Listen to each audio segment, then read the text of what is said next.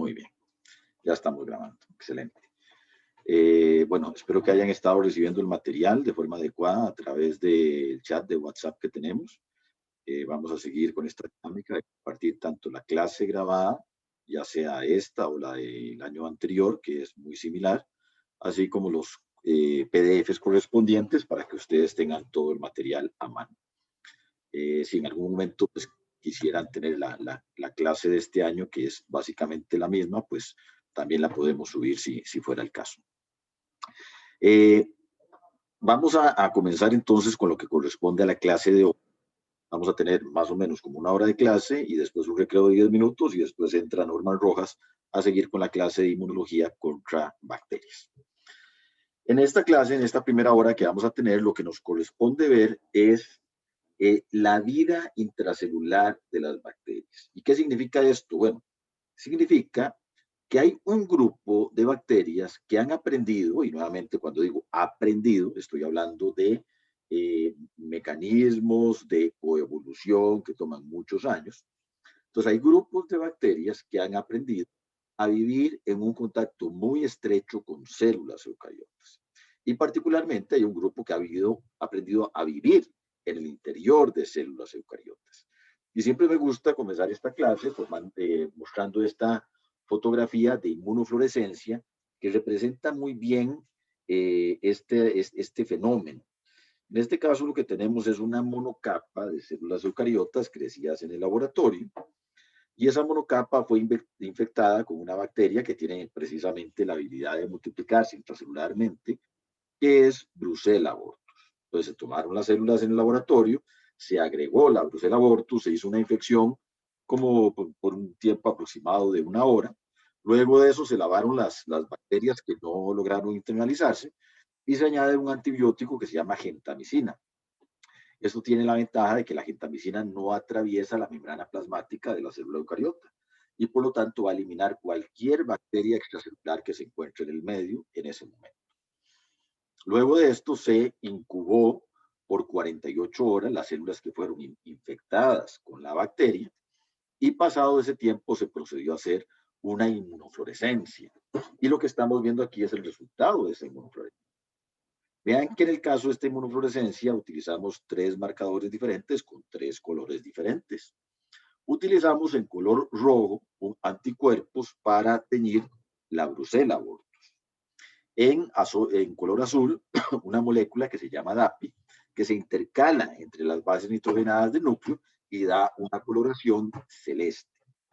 Y en verde, una molécula que se llama faloidina, que la compramos o la adquirimos marcada con fluoresceína, que tiñe el citoesqueleto de actina polimerizado. Y entonces tenemos este panorama, que fue el que sacamos acá. Vean que esta es una célula infectada, una célula eucariota. Estos son los núcleos de esa célula. Y vean que cada uno de estos puntitos pequeñitos que tenemos ahí en rojo son Brucelas abortus que están viviendo en el interior de esa célula eucariota. Entonces vean ustedes la magnitud de la multiplicación que aguanta esa célula eucariota. Está llena de cientos de miles de bacterias en su interior. Y si a esto aunamos esta representación que tenemos acá, que es un experimento bastante parecido al que les describí en la diapositiva anterior, vean cómo las células que están altamente infectadas con la Brucella abortus, en este caso en particular, continúan de alguna manera con sus procesos fisiológicos y metabólicos normales, porque aquí podemos ver cómo esta célula pasa por un proceso de mitosis, condensa sus cromosomas y luego divide sus núcleos.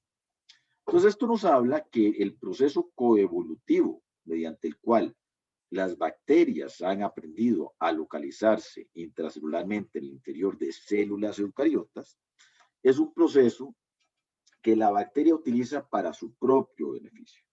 Y en muchos casos está en su mejor beneficio, en su mayor beneficio, no matar inmediatamente a la célula eucariota, sino que parasitarla de cierta manera que conforme la bacteria se va multiplicando, la célula de alguna forma continúe con sus procesos metabólicos normales. Uno no quiere meterse a una casa a vivir y destrozar el baño y la cocina y los muebles, ¿verdad? Uno entra y trata de cuidarlo. Bueno, los patógenos intracelulares, y van a ver ustedes, no sé si ya llevaron virus, lo van a llevar más adelante, patógenos intracelulares como los virus pueden utilizar también estrategias parecidas. Entonces, el mensaje acá, el primer mensaje, es que las bacterias intracelulares tienen estrategias extremadamente exitosas para localizarse intracelularmente y manipular a la célula eucariota de manera que la bacteria al final de cuentas logre su objetivo, el cual es obviamente multiplicarse en grandísimas cantidades. ¿Ok? Pero antes de pasar a ver el contexto de bacterias intracelulares patógenas, que es lo que corresponde para este curso y particularmente patógenas para el ser humano, tenemos que entender que este contacto estrecho entre células eucariotas y células procariotas, o sea, bacterias, es una característica que no únicamente corresponde a interacciones patológicas o interacciones patogénicas que vayan a generar enfermedad en el huésped, sino que es una característica que va mucho más allá dentro del tipo de interacciones que pueden ocurrir entre dos organismos diferentes, y algunas de ellas incluso pueden tener resultados positivos para ambos participantes en esa interacción. Vean, por ejemplo, en este caso acá, tenemos este protozoario Mixotrica paradoxa, al cual se le conocen 12 endosimbiontes bacterianos. ¿Qué significa esto? Que como podemos tener interacciones que resulten en un proceso patogénico o patológico para el hospedero, podemos tener interacciones de células procariotas con células eucariotas que resulten en un beneficio para uno o ambos miembros de los que participan en dicha interacción. ¿Estamos de acuerdo? Entonces vean que la interacción es muchísimo más allá que lo que vamos a ver en este curso y en esta clase en particular, que son las interacciones que resultan a partir de un patógeno para el ser humano y las células eucariotas de dicho ser humano. ¿Ok? Muy bien. Antes de comenzar a ver los fenómenos ya moleculares y fisiológicos que determinan esta interacción entre bacterias intracelulares y su hospedero, tenemos que preguntarnos cuál va a ser el objetivo de una bacteria para escoger la localización intracelular como su nicho y como parte de su ciclo de vida. Y ahí tenemos que entender que la localización intracelular, bueno, primero supone una serie de retos moleculares y fisiológicos que tiene que resolver la bacteria. Tiene que ver cómo interacciona con la superficie de la célula, cómo se internaliza, cómo transita, a dónde llega, qué nicho intracelular encuentra, cómo se protege de los mecanismos del fagolisosoma, por ejemplo. Entonces, habiendo tantos retos que resolver, tenemos que preguntarnos cuál es la ventaja para ¿qué ventaja representa para una bacteria, para una célula procariota, vivir intracelular? Y sí, hay varias ventajas. Ustedes se pueden imaginar que una bacteria que escoge a una célula eucariota, el interior de una célula eucariota como su sitio de replicación, ustedes se pueden imaginar que esta bacteria en esta localización está protegida, por ejemplo, de ciertos elementos del sistema inmunológico, que vamos a ver dentro de hora y media con Norman Rojas. Por ejemplo, elementos como los anticuerpos o elementos solubles como el sistema de complemento, que son altamente efectivos contra patógenos bacterianos. En este caso, la bacteria que encuentra un nicho intracelular va a estar protegida de esos elementos del sistema inmunológico. ¿Por qué? Porque un anticuerpo no es capaz de penetrar la membrana plasmática de la célula eucariota y por lo tanto la bacteria la ve los anticuerpos desde lejos y está protegida. Lo mismo ocurre para el sistema de complemento. Hay ciertas ramas del sistema inmunológico que sí podrán acceder, uno podría imaginarse en linfocitos T citotóxicos, pero bueno, eso es otra historia. Pero vean que desde el punto de vista de evasión de ciertos elementos de la respuesta inmune, hay una ventaja clara y evidente. Por otro lado, el interior de una célula eucariota puede ser un medio, una vez que se evita ciertas rutas endosomales que pueden ser hostiles, una vez que se accede al citoplasma o ciertas organelas que son mucho más beneficiosas para la bacteria, vean que va a encontrar la bacteria ahí un sitio bastante rico en nutrientes. Entonces también desde la perspectiva nutricional, la bacteria puede encontrar elementos que le favorezcan. Entonces vean que hay una serie de ventajas que le supone a la bacteria encontrar un sitio de replicación intracelular. Y eso tenemos que tenerlo en cuenta.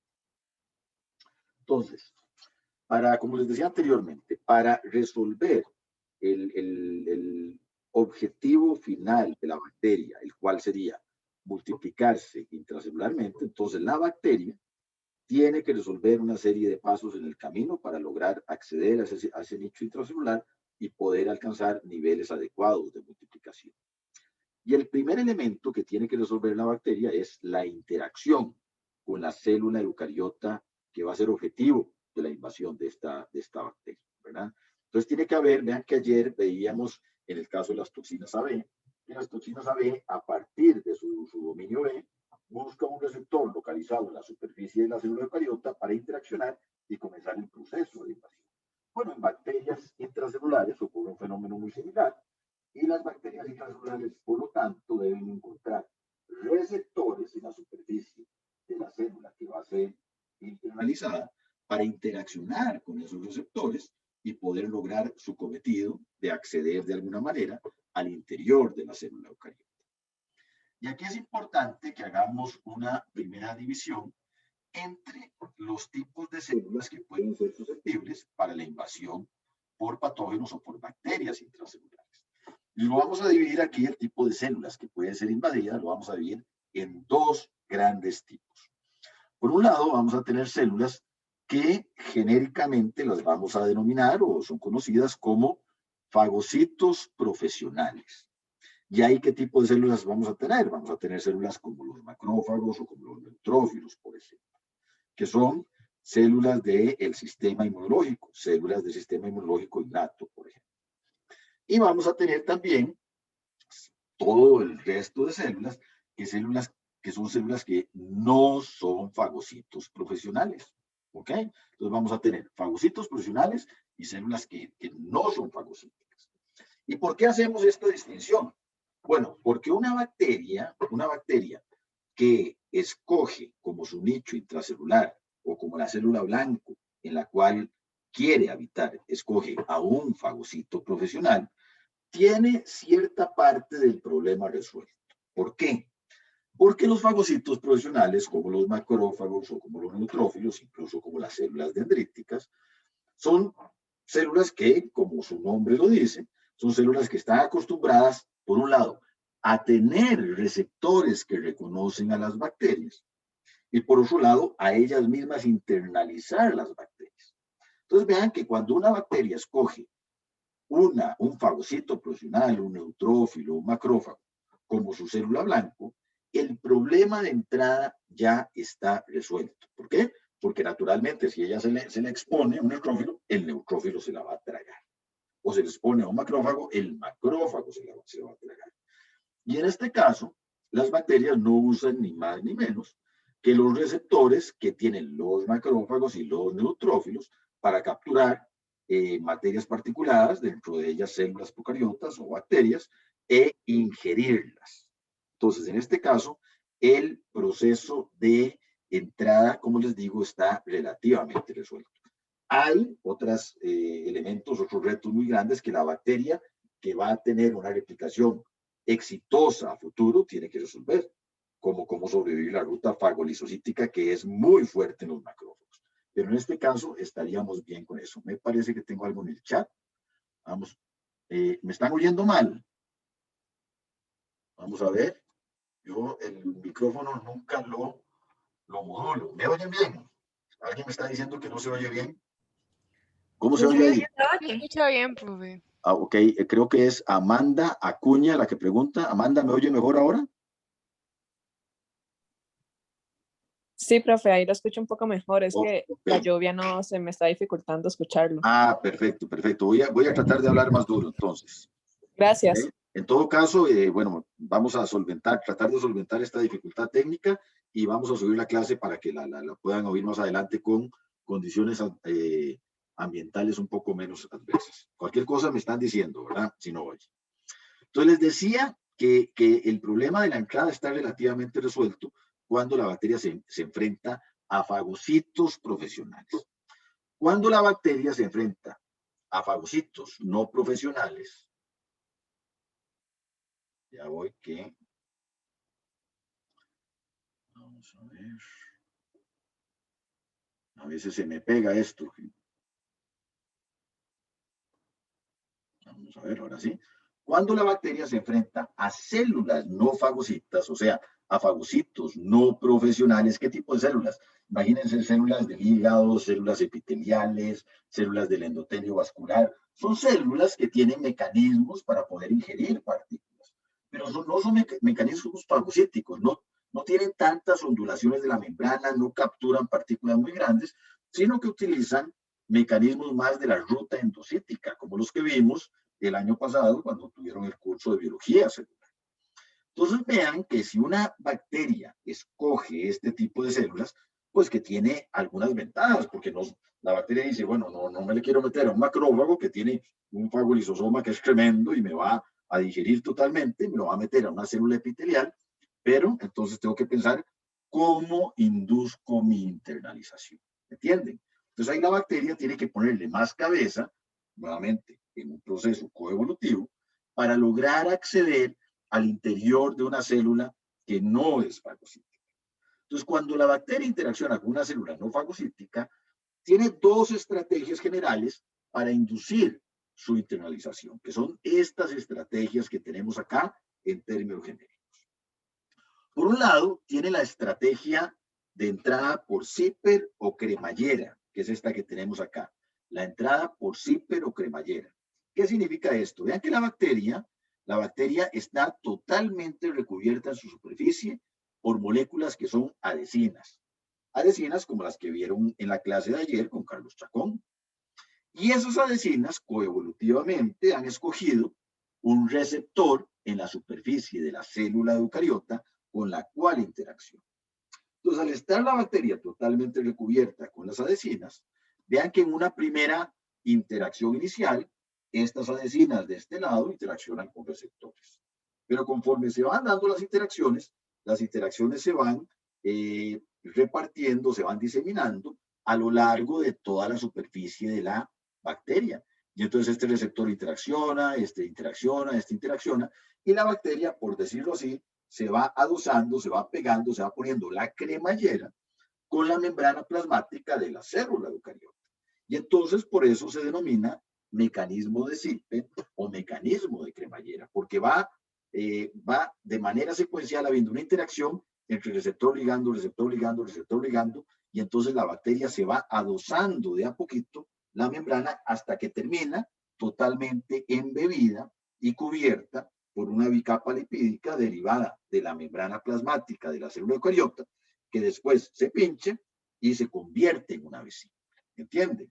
Ese es el primer mecanismo.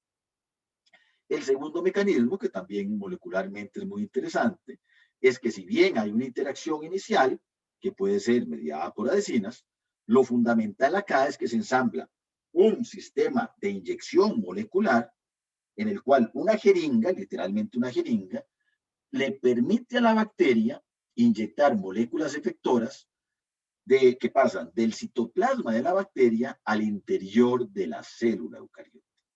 Y esas moléculas efectoras inducen grandes ondulaciones de la membrana, que las podemos visualizar acá, y le confieren a una célula que no es fagocítica, le confieren un fenotipo fagocítico. Entonces la bacteria interacciona con una célula no fagocítica, ensambla una jeringa, le inyecta proteínas que hacen que polimerice la actina y se la trae.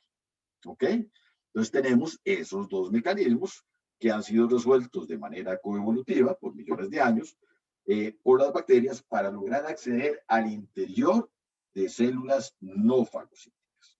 ¿Estamos de acuerdo? Muy bien.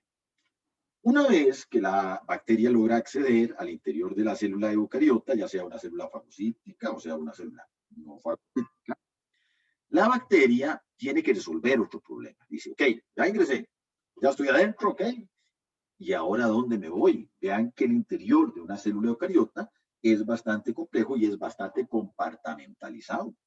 Hay una serie de organelas, de vacuolas, de vesículas que la bacteria eventualmente puede escoger como su nicho final de replicación intracelular. Una bacteria podría escoger el retículo endoplásmico, el núcleo, un peroxisoma, parte de la ruta endocítica lisosomal. Hay alguna bacteria que tal vez es muy valiente y se le mete a un lisosoma, qué sé yo.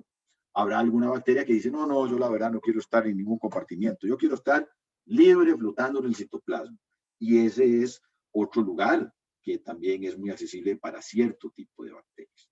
Entonces, el mensaje acá es que el interior de una célula eucariota es bastante complejo y los diferentes tipos de bacterias intracelulares han escogido y se han especializado en llegar a ciertos compartimientos en particular.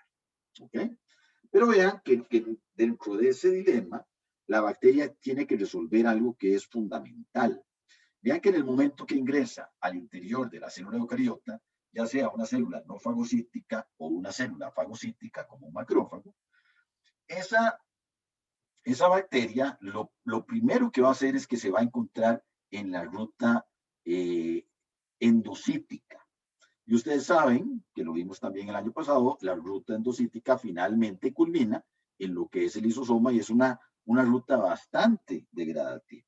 Y entonces la bacteria tiene que resolver condiciones bastante hostiles contra las cuales se va a enfrentar durante esta aventura de meterse en el interior de una célula eucariota.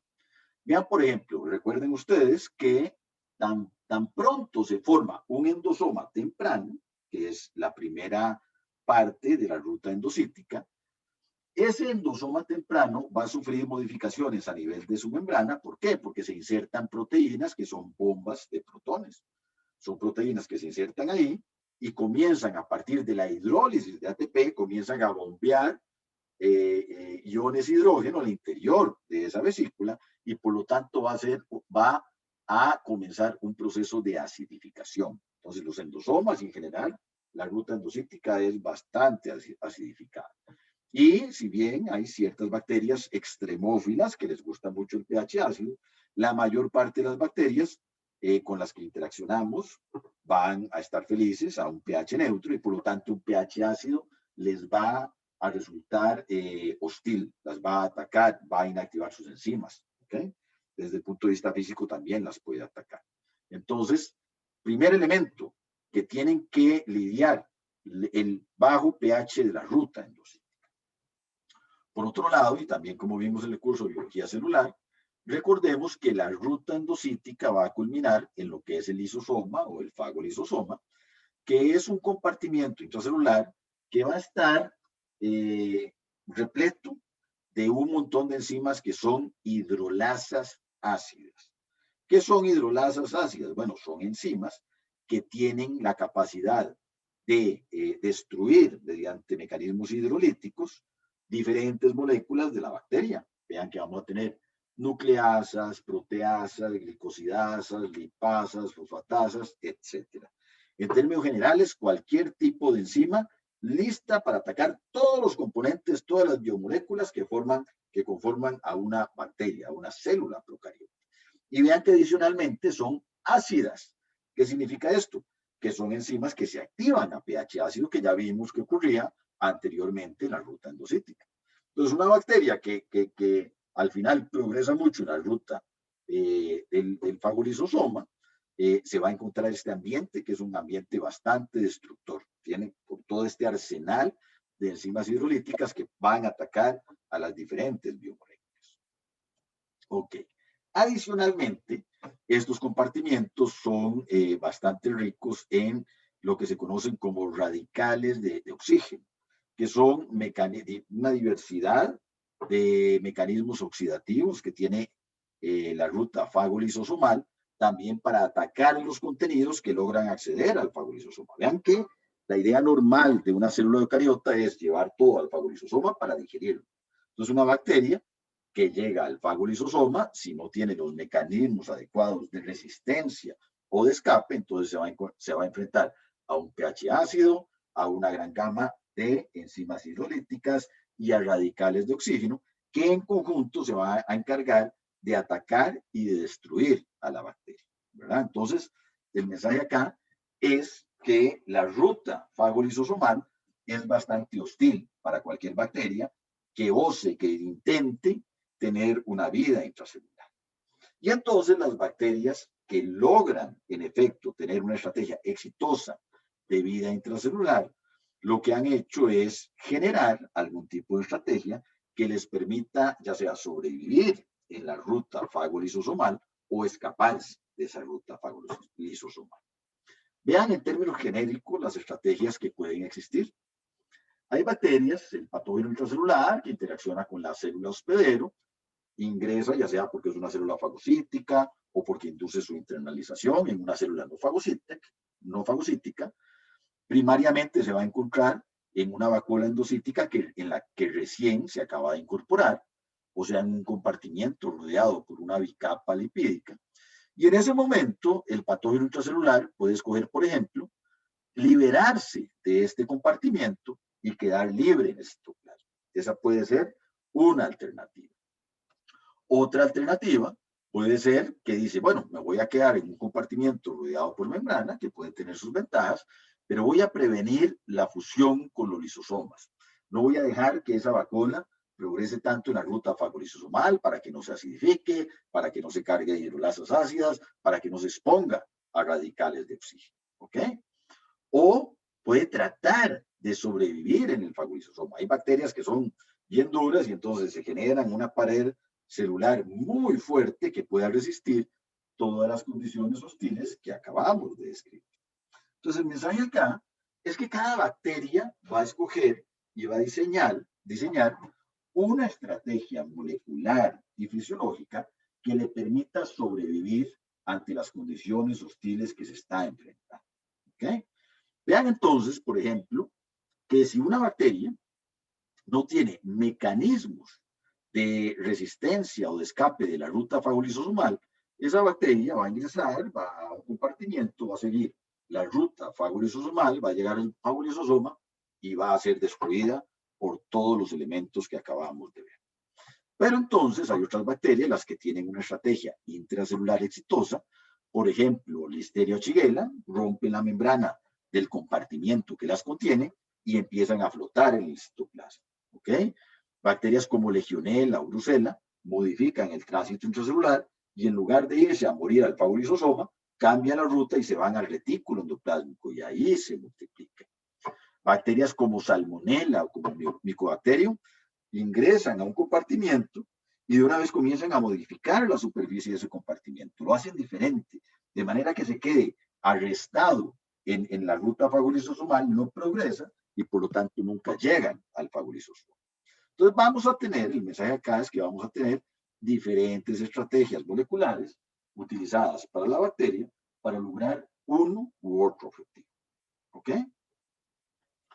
Ahora, dentro de esas estrategias moleculares que utilizan las bacterias, hay factores de virulencia y elementos que son fundamentales entender y que han permitido esa interacción exitosa de las bacterias intracelulares o bacterias que tienen contacto estrecho con las células para que precisamente ese contacto se dé. Entonces, son elementos que permiten los encuentros cercanos con el huésped eucariota. Y básicamente ahí lo que tenemos son el sistema de secreción tipo 3 y el sistema de secreción tipo 4. Y esto es un poco una reminiscencia de lo que vieron ustedes en bacteriología general. Básicamente vamos a ver dos tipos de sistemas de secreción que le permiten a las bacterias intracelulares interaccionar de forma estrecha con los huéspedes.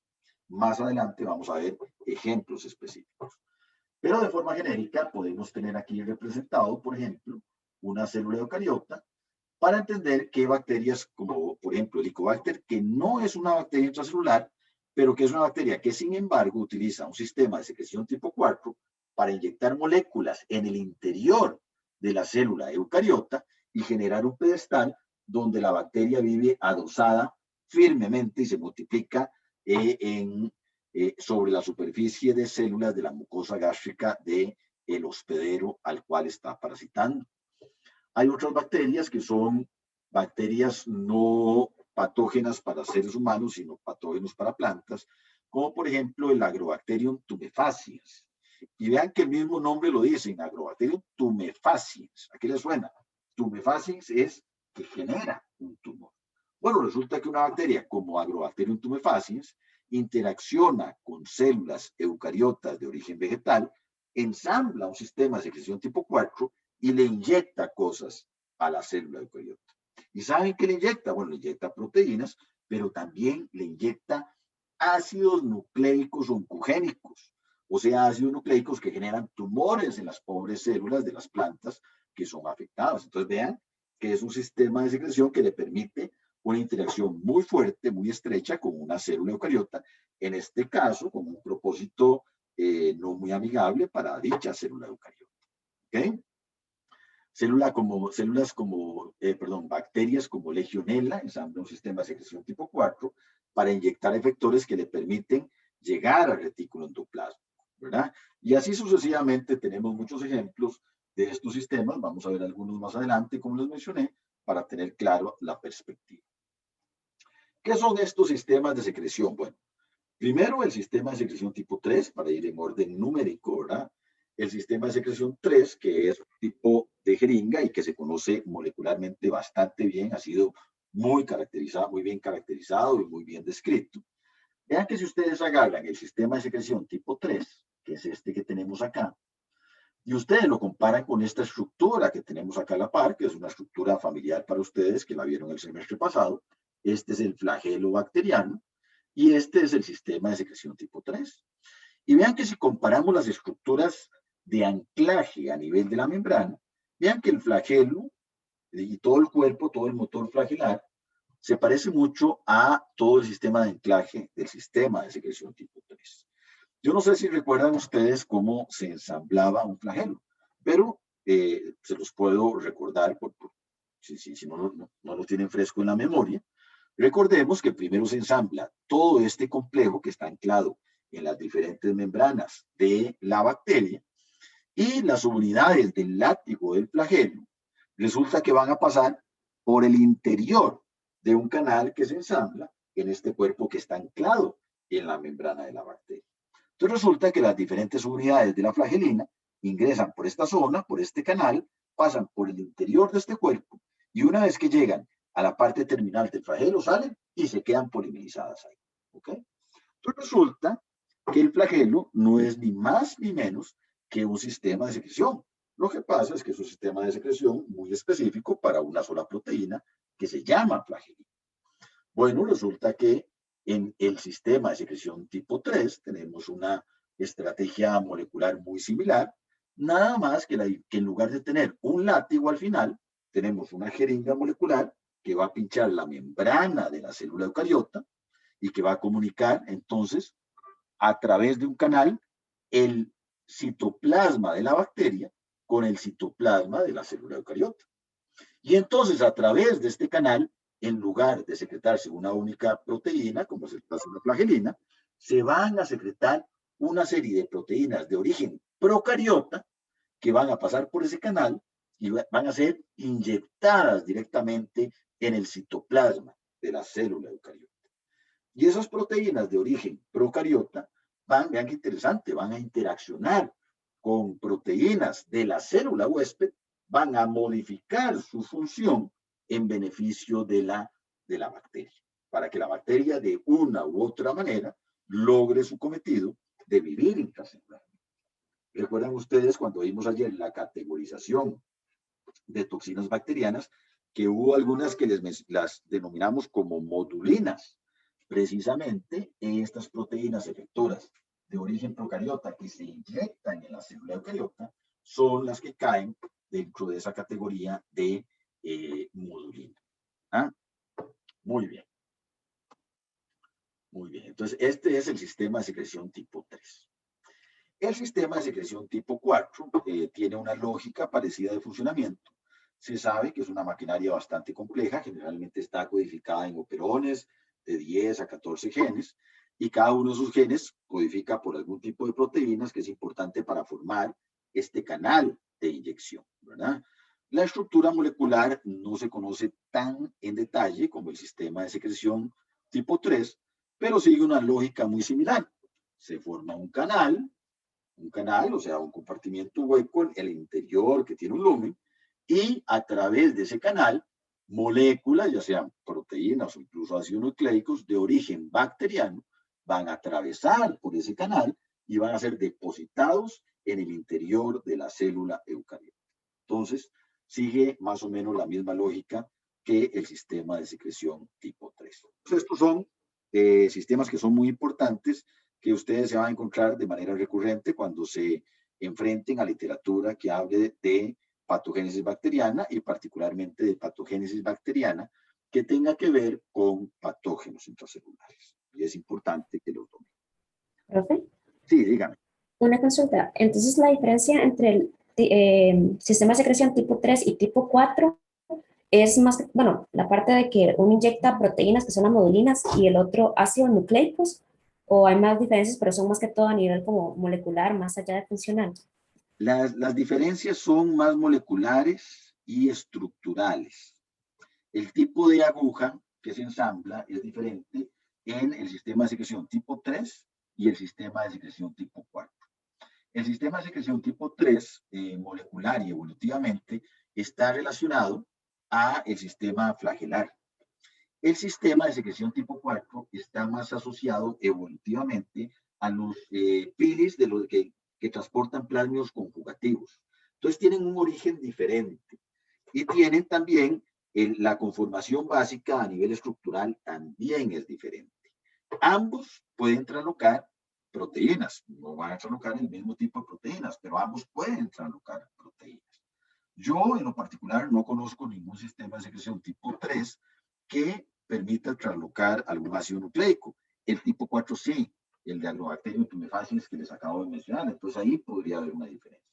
Entonces, ¿qué es lo que le quiero decir? Bueno, que hay diferencias evolutivas desde su origen génico, hay diferencias estructurales porque se ensamblan de manera diferente, hay similitudes en cuanto a que ambos van a transportar moléculas efectoras, y hay diferencias en que uno transporta un tipo de moléculas y otros otro tipo de moléculas. No sé si queda claro. Muchas gracias. Ok, con mucho gusto. Dice Viviana Marcela, dice, profe, menciona translocar, ¿no sería trasladar el verbo correcto? Bueno, yo siempre he utilizado la palabra translocación tratando de interpretar el paso de un efector de un lado del citoplasma procariota al citoplasma eucariota. Pero yo creo que trasladar también aplica.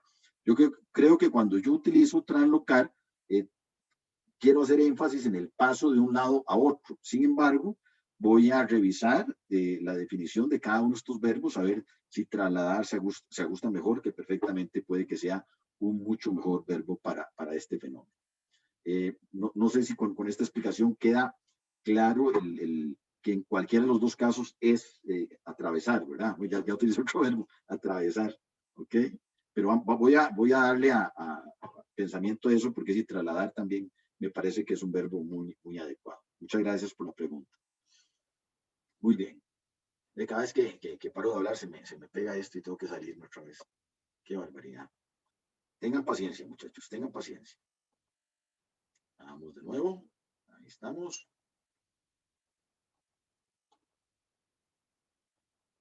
Ok, aquí quedamos. Entonces, ahora lo que nos queda de la clase lo vamos a dedicar a ver algunos ejemplos específicos de patógenos bacterianos que han encontrado una estrategia exitosa de vida intracelular. Y vamos a comenzar con nuestro patógeno favorito, nuestro grupo de investigación, que es la brucela. Más adelante van a tener ustedes una clase muy comprensiva del aspecto clínico de la brucela. No los quiero aburrir ni adelantar con eso ahora. Nada más les quiero mencionar cuál es la estrategia que ha escogido la brucela para vivir intracelularmente. La brucela es una bacteria que el huésped que se va a infectar generalmente la adquiere vía oral, ya sea un animal, porque es lo que se denomina una zoonosis, o sea, un patógeno de animales que eventualmente puede afectar al ser humano. Y entonces tanto los animales como el ser humano lo pueden adquirir vía oral. Y al adquirirlo vía oral, es un patógeno que primero lo que va a hacer es interaccionar con células M del tracto gastrointestinal para sufrir un proceso de transitosis. Recordemos que las células M tienen una región que están viendo la parte apical y una región que están viendo la parte basolateral. Y están especializadas en tomar partículas de la parte apical, meterlas en un compartimiento que atraviese todas las células y depositarlas en la porción vasolateral. Entonces, la célula M solo sirve de ruta de ingreso al organismo como un todo. La brucela no se queda ahí. Y una vez que la brucela es depositada en la porción vasolateral, puede ser expuesta primero, ¿verdad? Porque generalmente las células M se van a encontrar en sitios linfoides especializados que se conocen como placas de Peyer. Entonces ahí se le va a presentar a células del sistema inmune innato como macrófagos. ¿Okay?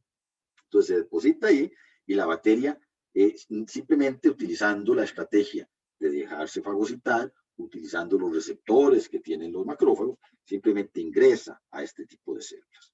Ingresa a los macrófagos y logra una multiplicación exitosa en dichos macrófagos. Los macrófagos comienzan a patrullar por todo el organismo y eventualmente el mismo macrófago puede liberar esas bacterias y exponer la bacteria a células epiteliales. Entonces, una bacteria que por un lado se deja internalizar por macrófagos o células fagocíticas del sistema inmune y por otro lado, eventualmente puede también inducir su internalización en células epiteliales que normalmente no son fagocíticas.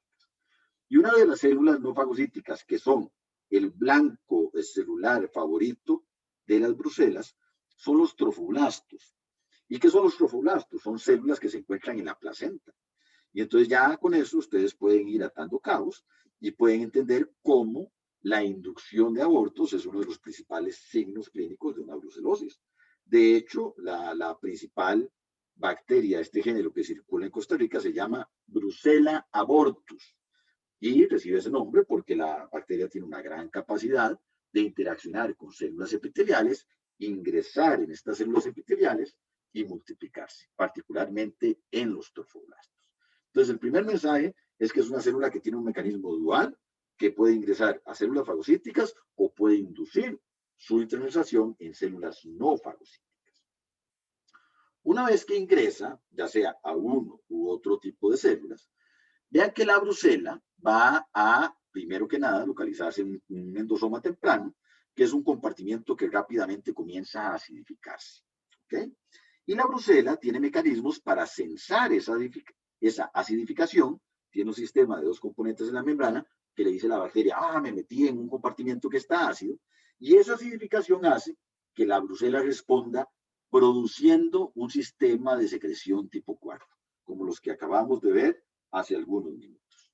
Entonces la bacteria sensa el pH ácido, produce el sistema de secreción tipo 4, que se llama BIR-B, es este que está acá, se produce esta maquinaria, la bacteria ensambla ese sistema, comienza a secretar proteínas, y las proteínas que secretan hacen que esa bacteria no se vaya a morir al fagolisosoma, sino que en lugar de eso cambie su tránsito intracelular y se redirija hacia el retículo endoplasmático.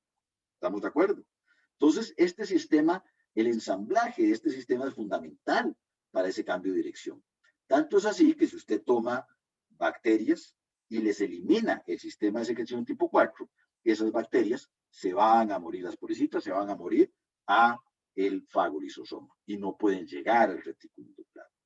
Entonces, si recuerdan ustedes la primera diapositiva que vimos al principio de la clase, donde veíamos cientos de miles de bacterias en el interior de una célula eucariota, esas brucelas todas se encuentran embebidas dentro del retículo endoplásmico de esa célula.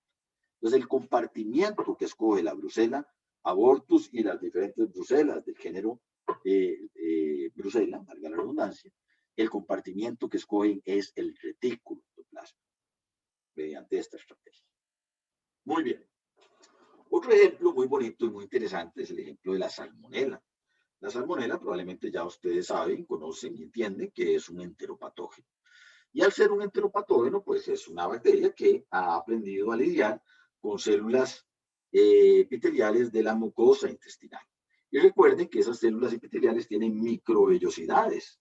La función de esas microvellosidades es aumentar la superficie de absorción del intestino, por ejemplo. Entonces vean, por ejemplo, acá, una fotografía de microscopía electrónica, viendo desde arriba un tejido compuesto por este tipo de células epiteliales que tienen microvellosidades, y vean cómo se adivinan desde arriba todas las microvellosidades de ese tejido. ¿Ok? Y vean que acá tenemos en amarillo dos bacterias, dos salmonelas, que están interaccionando con ese epitelio intestinal. ¿Ok? Y noten ustedes como en el sitio de interacción han desaparecido totalmente las microvellosidades. Vean que aquí ya no hay microvellosidades. Y en lugar de esas microvellosidades, lo que encontramos son grandísimas ondulaciones de membrana que asemejan mucho los pseudópodos que emite un macrófago para fagocitar partículas muy grandes. ¿Ok? Entonces, lo primero que estamos viendo y aprendiendo de esta fotografía y esta descripción gráfica de esta interacción es que en el sitio de interacción la bacteria algo hace para cambiar la manera en la que la membrana plasmática está estructurada. Si lo vemos con otro tipo de técnica, esta interacción, en esta técnica lo que estamos utilizando es una inmunofluorescencia, y ahí lo que estamos tiñendo es en amarillo la bacteria. Y en rojo estamos tiñendo el citoesqueleto de actina polimerizado. ¿Ok? Y noten ustedes cómo en el sitio de interacción de cada bacteria, alrededor de cada bacteria que interacciona con la célula, tenemos una grandísima polimerización de actina.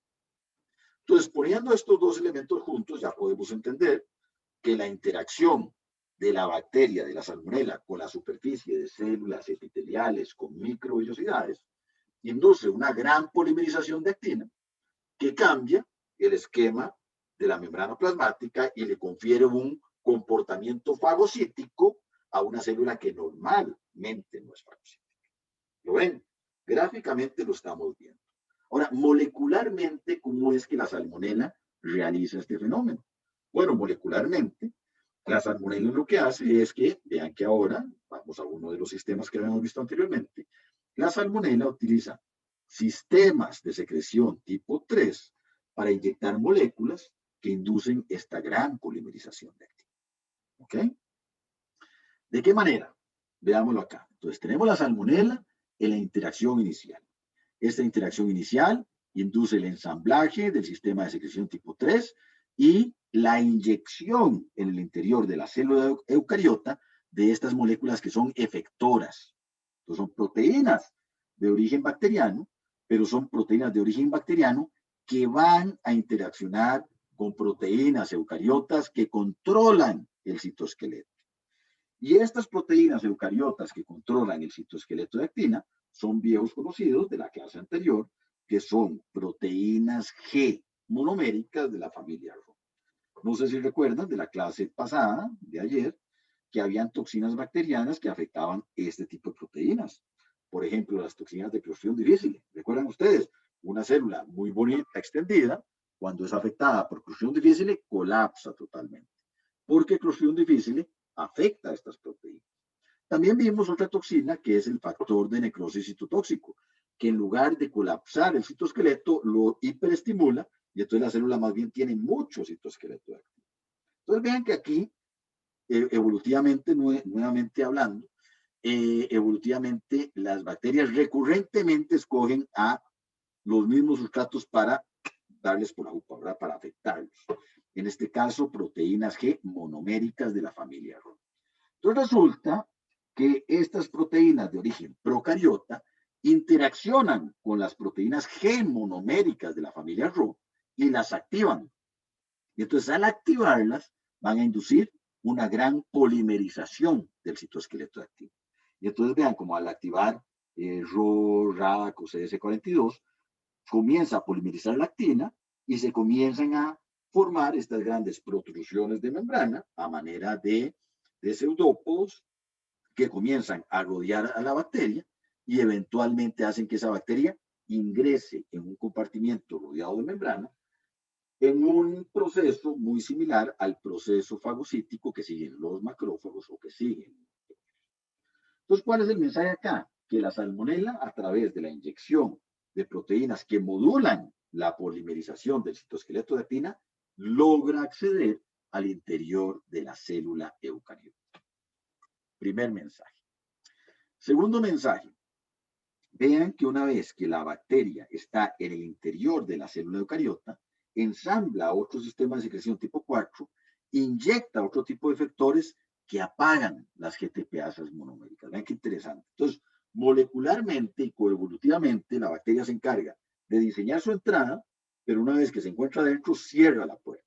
¿Por qué es esto importante? Bueno, por un lado, se ha especulado que puede ser importante para que la bacteria no le confiera un comportamiento fagocítico tan grande a la célula, de manera que la célula se traiga a cualquier bacteria. Ella quiere que se la traigan a ella sola. Entonces ella ingresa y cierra la puerta. Y por otro lado, el hecho de tener a las GTPasas en su comportamiento fisiológico normal va en beneficio de la célula, y si la célula no se muere muy rápido, se le da chance a la bacteria para multiplicarse. ¿Okay? Entonces este es un ejemplo muy bonito y muy elegante de la interacción de una bacteria con una célula eucariota. Tenemos otro ejemplo que es bastante integrado, que es el ejemplo de Listeria monocytogenes, que es otro patógeno, un patógeno muy importante desde la perspectiva de infecciones de origen alimentario y también porque puede producir casos de sepsis o casos de meningitis, ya lo vamos a ver más adelante. Nos vamos a enfocar nuevamente en lo que corresponde a la vida intracelular de la Listeria monocytogenes. La Listeria monocytogenes es de aquellos patógenos que les mencioné al principio de la clase, que logra acceder a células no fagocíticas mediante un mecanismo de cremallera o de ciclo. Y la Listeria monocytogenes lo hace debido a que tiene dos proteínas que funcionan como adesina, que son la internalina A y la internalina B.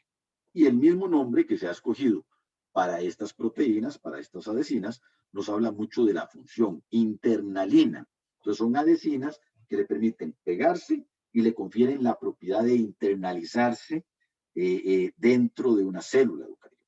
¿Okay? Vean cómo cada una de ellas ha escogido, coevolutivamente ha escogido, a un receptor localizado en la superficie de la célula eucariota.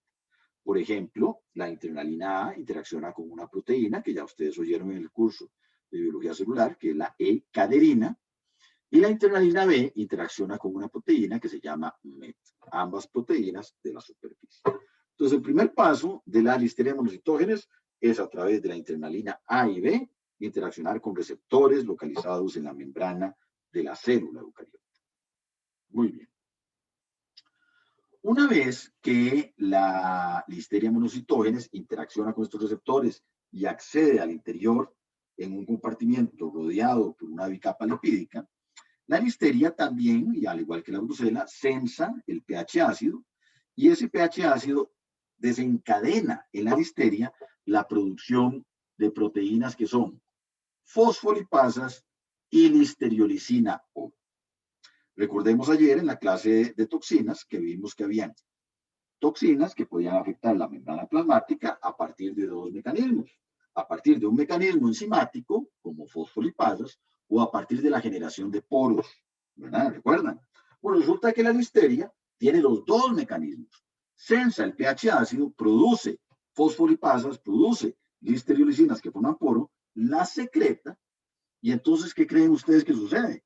Si una Listeria está en un compartimiento rodeado de una bicapa lipídica y produce fosfolipasas y produce listericina, pues totalmente da el traste con la integridad de esa bicapa lipídica, se rompe esa bicapa lipídica y la Listeria queda libre, flotando en el citoplasma.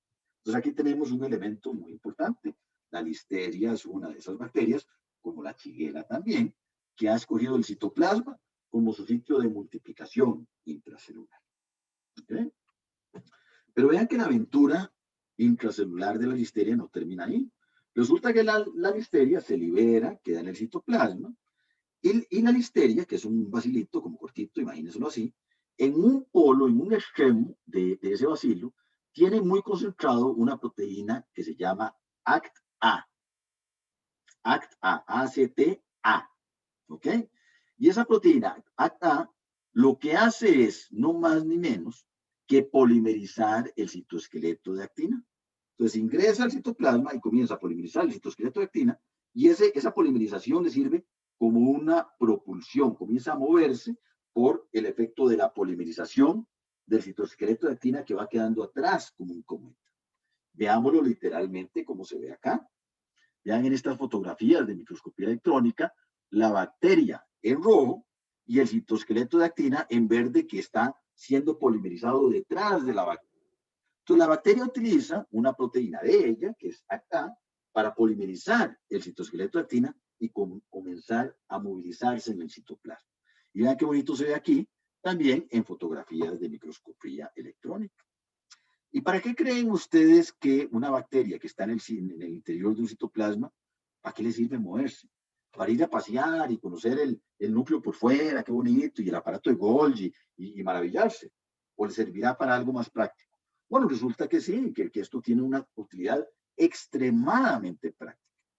Vean el ciclo que estamos viendo acá completo. La listeria ingresa por internalina A, internalina B, está en un compartimento rodeado de membrana, lo lisa, queda libre en el citoplasma, donde se puede multiplicar y rápidamente se comienza a mover. Y vean lo que hace al moverse. Al moverse genera un cohete que agarra mucha fuerza, mucha velocidad, y le permite, con esa propulsión mediada por el citoesqueleto de actina, le permite invadir a la célula vecina. Puede invadir a la célula vecina sin necesidad de pasar por la región extracelular, que es un ambiente muy hostil, porque tiene complemento, porque tiene anticuerpos, porque tiene moléculas solubles que pueden afectar a la bacteria. Y entonces la bacteria, ¿qué es lo que dice? No, me meto, por ejemplo, a una célula del epitelio gástrico, a ella llego y a partir de ella me distribuyo lateralmente a todas las células vecinas sin exponerme al sistema inmunológico. Una estrategia molecularmente y fenotípicamente muy interesante y que ilustra las ventajas de la vida intracelular. ¿Okay? El último ejemplo que quería compartir con ustedes ahora, ya casi terminamos, me quedan 2 minutos, es un ejemplo que en todo caso ya vieron de alguna manera en la clase de ayer con Carlos Chacón, que es el caso de la formación de pedestales de la Escherichia coli enteropatógena. ¿Okay? Vean que la Escherichia coli enteropatógena no es una bacteria intracelular, pero sí es una bacteria que vive y que diseñó un contacto estrecho muy fuerte con células eucariotas. Vean acá en esta serie de fotografías donde se evaluó el proceso. Aquí tenemos células del epitelio intestinal, que son nuevamente estas células que tienen microvellosidades, están recién infectadas con las bacterias. Aquí vienen las bacterias, algunas se están adosando. Y vean que conforme pasa el tiempo de interacción entre la bacteria y la célula, se pierden nuevamente las microvellosidades y en lugar de microvellosidades se genera este pedestal y la bacteria se sienta cómodamente a vivir en ese pedestal. Ustedes se pueden imaginar que al alterar de manera tan drástica la estructura de las células epiteliales con microvellosidades, eso va a tener un impacto en el manejo de fluidos y vamos a tener un proceso acompañado por diarrea. ¿Okay? ¿Cómo genera estos pedestales la Escherichia coli enteropatógena? Nuevamente, a través de la participación de un sistema de secreción tipo 3. Entonces, vean que la Escherichia coli enteropatógena va a interaccionar con la superficie de la célula epitelial, intestinal, ensambla este sistema de secreción tipo 3 y lo primero que inyecta, vean qué interesante, lo primero que inyecta es esta proteína TIR. Y esa proteína TIR es una proteína de origen procariota, ¿verdad? Entonces, la bacteria está inyectando una proteína de ella. Y esa proteína TIR es una proteína que ingresa a la célula eucariota y se ensambla en la membrana de la célula eucariota. ¿Lo ven? Ahí se pone. ¿Y para qué pone una proteína que se inserta en la membrana? Resulta que esta bacteria condenada lo que hace es que inserta esa proteína que ella misma utiliza como su receptor. O sea, la bacteria dijo, no voy a buscar ninguna proteína de la célula que sea receptora. Yo la voy a producir, la voy a diseñar y la voy a insertar. Y una vez que la inserto, primero la inserto y después utilizo otra proteína mía como la adesina que se pega a ti. Vean qué estrategia molecularmente tan maquiavélica, ¿verdad? Entonces, la bacteria lo diseña todo. Inserta, es como ir al estadio y llevar un suacientico. Me pone el suacientico y se sienta porque está muy duro esta plataforma de cemento. Entonces, es lo mismo lo que hace la bacteria. Genera su propio receptor y después con una adesina que ella también codifica, interacciona y se pega fuertemente. Y resulta que no es lo único que hace esa interacción. Esa interacción también desencadena que esta proteína de origen bacteriano sea fosforilada por quinasas de la célula eucariota. Y esa fosforilación genera la polimerización masiva del citoesqueleto de actina en esta zona de interacción y se genera esa polimerización y por lo tanto se produce el pedestal. Entonces, ¿cuál es el mensaje acá? Que a través de un sistema de secreción tipo 3, la bacteria puede adosarse fuertemente y cambiar totalmente la conformación del citoesqueleto de actina para su propio beneficio. ¿Cuál va a ser el beneficio, en este caso de la bacteria? Generar un proceso diarreico que le ayude en su diseminación, ¿verdad? No simplemente sentarse ahí y vivir cómodamente sentada. Esto tiene, pues, consecuencias fuertes e importantes desde el punto de vista del ciclo de reproducción de la bacteria. Bueno, con eso creo que estamos cumpliendo la hora exacta. Más o menos es el material que quería compartir con ustedes en la clase de hoy. No sé si en este momento tienen alguna pregunta. Sí, profe, yo tengo dos preguntas. Claro, dígame. Primero, todo lo que se secrete por un sistema de secreción tipo 3 que vaya como a beneficiar a la bacteria se llama modulina. Sí, en términos genéricos se puede conocer como una modulina. Ahora, hay un montón de proteínas que se secretan que hoy en día, desde el punto de vista científico, no les hemos encontrado su función. Pero asumimos que todo lo que se secrete debe tener alguna función en cuanto a la modulación de las actividades fisiológicas normales de la célula. Ok, y las de tipo 4 no se llaman modulinas. También, Ok. en términos genéricos, cualquier proteína, cualquier molécula que sea trasladada por un sistema de secreción tipo 4, un sistema de secreción tipo 3, de la célula procariota a la célula eucariota con fines de modular la actividad en esta segunda célula, se puede conocer como modulina o como proteína efectora. Cualquiera de los dos términos es aceptado. Ah, ok. Y mi otra pregunta era con Brucela. Si se adquiere por vía oral, ¿cómo llega a placenta? Ok, esa es una muy buena pregunta. Se adquiere por vía oral, atraviesa por células semen. Las células semen se la presentan a los fagocitos profesionales como macrófagos. Ellas las ingieren. La brucela resiste la acción la acción degradativa de los macrófagos y más bien utilizan los macrófagos como caballos de Troya que las llevan por todo el organismo, incluyendo el tejido de la bacteria.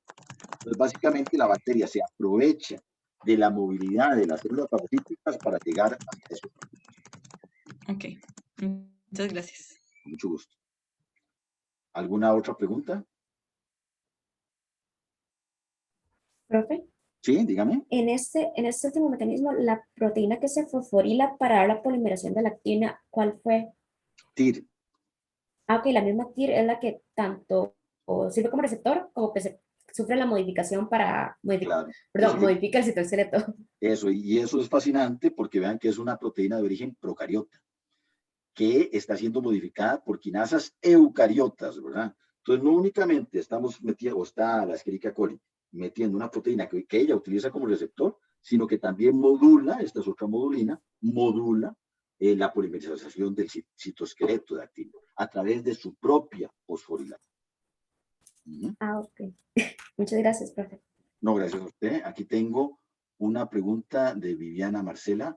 Dice, profe, ¿cómo es posible que una proteína procariota se pueda ensamblar en una membrana eucariota si tienen considerables diferencias? Bueno, esa es una muy buena pregunta y hay que resolver un montón de problemas estructurales para poder lograr ese ensamblaje. Y precisamente el hecho de que hayan diferencias, uno podría especular que es la razón por la cual la proteína no se queda ensamblada en la membrana procariota y se va a ensamblar particularmente en la membrana eucariota, que sería su membrana blanca. Imagínense que digamos, si TIR, cuando está siendo producida en la bacteria se ensambla, pues entonces ya no podría ser secretada. Entonces tal vez, y aquí estoy en terreno especulativo, tratando de contestar su pregunta, yo podría especular de que esas diferencias más bien favorecen de que la proteína no se inserte en el lugar que no le corresponde y que se vaya a insertar en la membrana eucariota más bien. Ahora vean que este también es un tema recurrente y que lo hemos visto en el caso, por ejemplo, de las toxinas bacterianas, que también tienen regiones que le permiten insertarse en la célula eucariota y no lo hacen en la célula procariota. Por ejemplo, aquellos dominios de translocación, recuerdan que se ponen a aminoácidos hidrofóbicos en alfa hélices que le permiten insertar y translocar la porción A. Eso quiere decir que de alguna manera la bacteria tiene que prevenir la inserción de ese tipo de proteínas en su interior porque están diseñadas para insertarse en otro tipo de membranas. En este momento no puedo hablarle de algún mecanismo en particular que prevenga la inserción en membranas procariotas y sí en membranas eucariotas, pero le voy a buscar algún mecanismo molecular en detalle y lo podemos discutir más adelante. Pero tiene que andar por ahí el asunto. Muy buena pregunta, muchas gracias. ¿Alguna otra pregunta? Aquí tengo otra en el chat. Muy bien. Dice de acuerdo, gracias. Perfecto. Bueno, de la misma manera que con el resto de las clases, las preguntas las evacuamos más adelante, en cualquier momento, cuando les surja cualquier interrogante que tengan. En este momento son las 3:08, vamos a tomar un descanso de 10 minutos y en 10 minutos llega Norman Rojas, que va a compartir con ustedes la clase de inmunología bacteriana en esta misma sesión. Entonces, no se desconecten, solo voy a parar de grabar. Les agradezco mucho la atención y dentro de 10 minutos les presento a Norman. Gracias.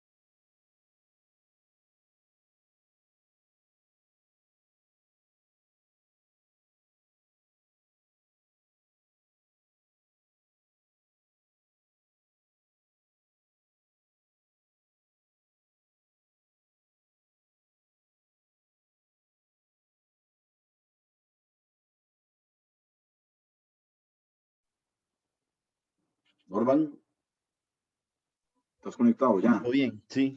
¿Cómo te va? Bien. Pero ¿estamos en recreo o no? Estamos en recreo y quedan, ya te digo, quedan como 7 minutos de recreo. Ok. Entonces ya te hice, bueno, alguien me dice que sigo grabando ahí. Sí, sí. Según yo había pausado la grabación, déjame, vamos a ver.